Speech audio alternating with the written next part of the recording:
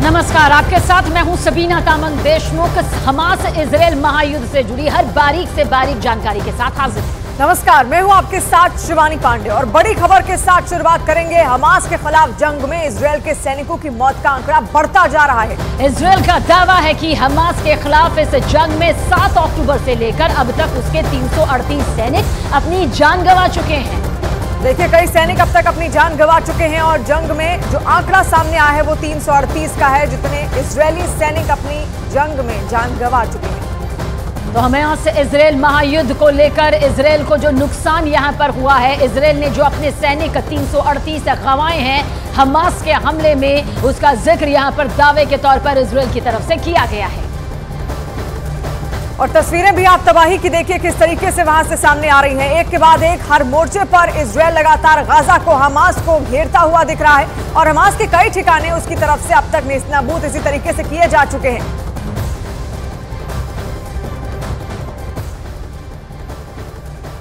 तो हमास के साथ इजराइल का युद्ध दिन पर दिन और भीषण होता जा रहा है। हर दिन इसकी कीमत न सिर्फ हमास के आतंकी बल्कि गाजा के आम लोगों को भी चुकानी पड़ रही है। ऐसे में हमास जल्द से जल्द इस युद्ध से निकलना चाहता है और इसके लिए वो हर दिन कोई ना कोई एक नया हथकंडा अपना रहा है, लेकिन इजराइल है कि मानता नहीं।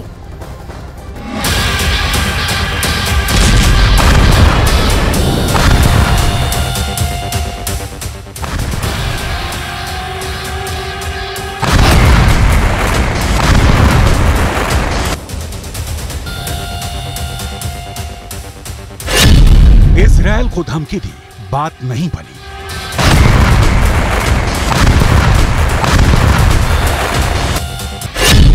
कुछ बंधकों को रिहा भी किया, बात नहीं बनी।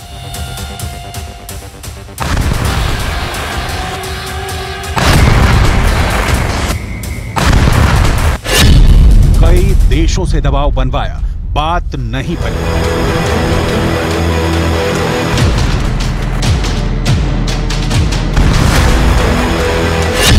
साथी संगठनों से हमला करवाया, बात नहीं बनी।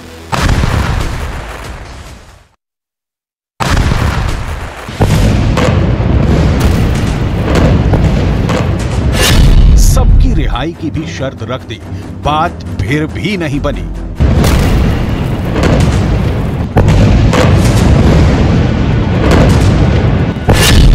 अब हमास ने दे दी है इमोशनल धमकी। सवाल फिर वही है, क्या बनेगी बात?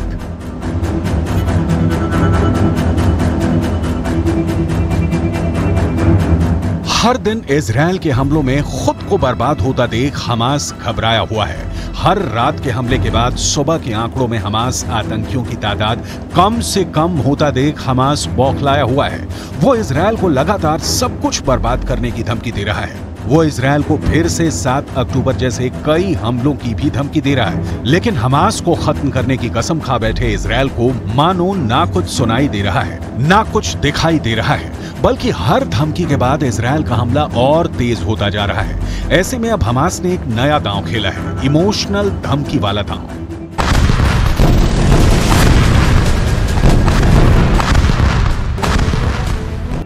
इजराइल के न्यूज पोर्टल के मुताबिक हमास ने अब अपने कब्जे में लिए इजरायली बंधकों के जरिए सरकार पर दबाव बनाने का प्लान शुरू किया है।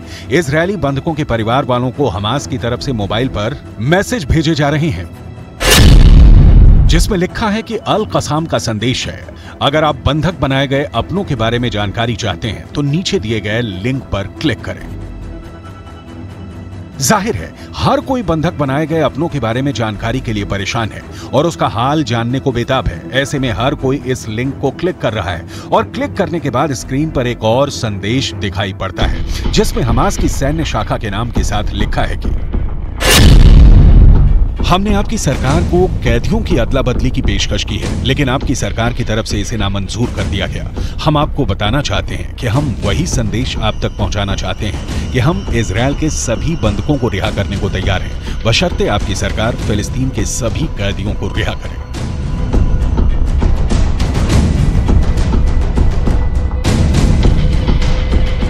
हमास का यह संदेश न सिर्फ बंधक बनाए गए लोगों के परिवार तक पहुंचाया जा रहा है, बल्कि आम इजरायली लोगों तक भी इस मैसेज को पहुंचाने की कोशिश की जा रही है। मकसद साफ है किसी भी तरह से युद्ध से बाहर निकलना। हमास जानता है कि बंधकों की रिहाई को लेकर इजरायल के आम लोगों में गुस्सा है और बंधकों के परिवार हर दिन सरकार के खिलाफ प्रदर्शन करके दबाव बना रहे हैं। हमास अब इसी विरोध का फायदा उठाना चाहता है और लोगों को भेजे जा रहे इस मैसेज को वो बड़े मौके के रूप में देख रहा है।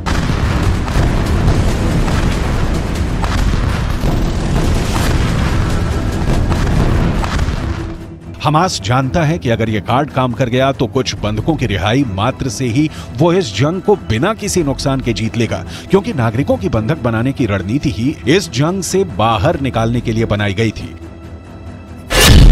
तो फिलिस्तीन के कैदियों की रिहाई हो जाएगी। इजरायल के पास हमले के लिए एक बड़ी वजह खत्म हो जाएगी। इजरायल पर साथी देशों का भी दबाव बढ़ेगा। समर्थक देश युद्ध विराम के लिए और मुखर होंगे और हमास पूरी तरह से बर्बाद होने से खुद को बचा लेगा। लेकिन इजरायल के प्रधानमंत्री नेतन्याहू के रुख और आक्रामकता को देखकर यह कह पाना मुश्किल है कि हमास का यह प्लान कितना कामयाब होगा, क्योंकि हर तरफ से हमले और दबाव के बाद भी इजरायल रत्ती भर भी पीछे नहीं हटा है और हमास को खत्म करने के लिए वो युद्ध के हर दिन को पिछले दिन के मुकाबले ज्यादा खौफनाक और आक्रामक बनाता जा रहा है। ऐसे में हमास की ये इमोशनल धमकी प्लान कामयाब होगी, इसमें शक तो जरूर है।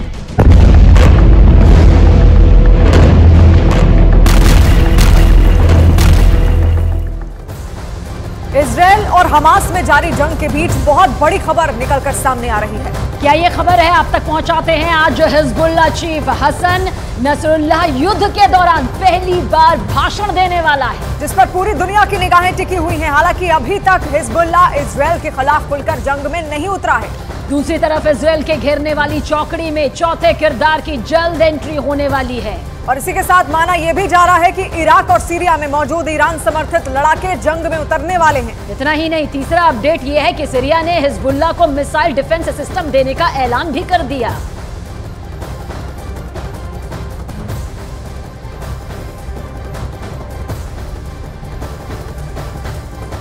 तो 28 दिन के भीतर इजराइल का युद्ध ऐसे मोड़ पर पहुंच चुका है जहां से अब ना तो सीज फायर की उम्मीद बाकी रह गई है और ना ही हमास के पीछे हटने की।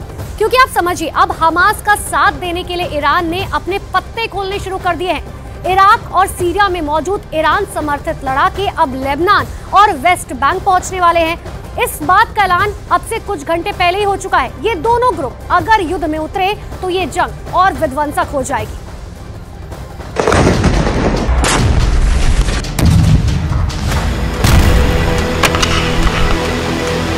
इजराइल के खिलाफ पलट गया गेम।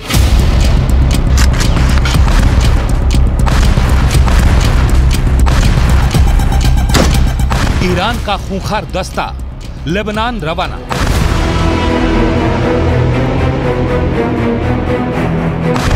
युद्ध में आया हमास का नया साथी।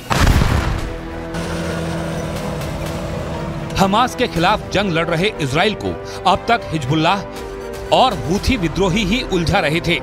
लेबनान और यमन की जमीन से इजराइल के खिलाफ रह रहकर हमले हो रहे थे, लेकिन ना तो हिजबुल्लाह ही अब तक जंग में खुलकर उतरा और ना ही हूथी। लेकिन अब युद्ध के 28वें दिन इजराइल को एक ही समय पर चौतरफा घेरने का प्लान तैयार हो गया है।